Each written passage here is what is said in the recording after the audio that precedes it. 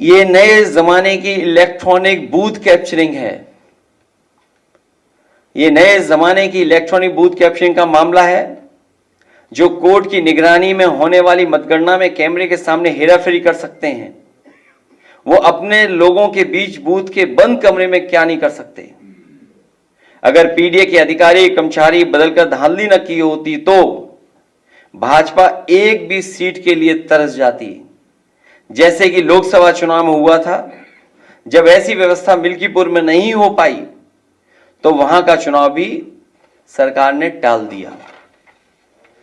और धांधली करने के लिए ही, और इस बात की भनक जब पड़ गई सरकार को कि जो लोग छुट्टी पे आए हैं वो लोग भी भारतीय जनता पार्टी के खिलाफ मतदान कर करके जाएंगे, तो इन्होंने चुनाव की तारीखें बदल दी थी।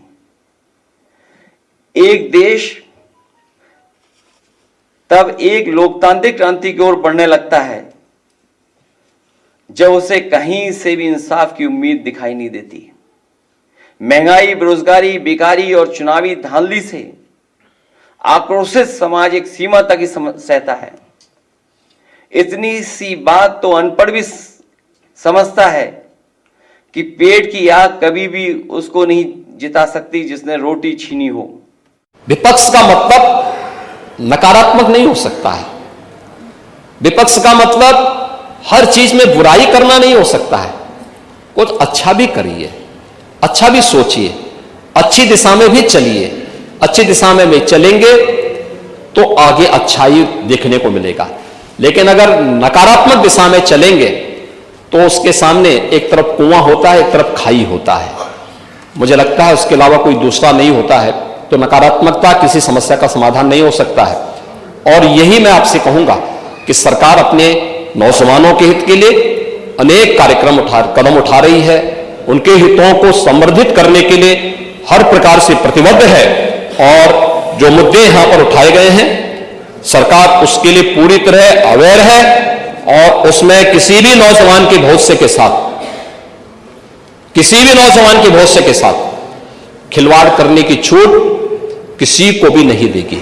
यह भी हम सुनिश्चित कर रहे हैं। और इसीलिए ग्लोबल मैपिंग के साथ साथ देश के अंदर भी अलग अलग जगह कहां कहां यूपी के नौजवानों के लिए नौकरी और रोजगार की संभावना हो सकती है, इसके लिए भी कार्य सरकार के स्तर पर प्रारंभ हुआ है।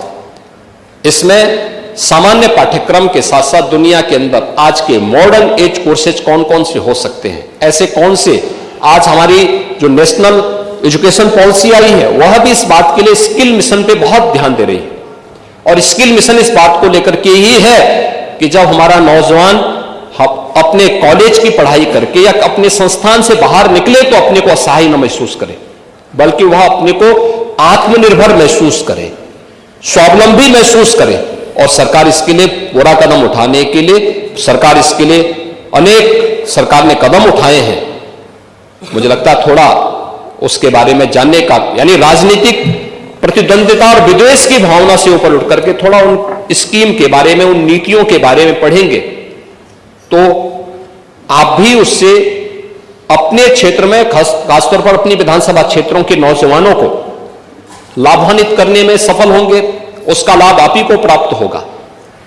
लेकिन अगर आप उससे वंचित रहेंगे तो स्वाभाविक रूप से आपकी हाल वही होने जा रहे हैं जो कुंदरकी में हुआ है।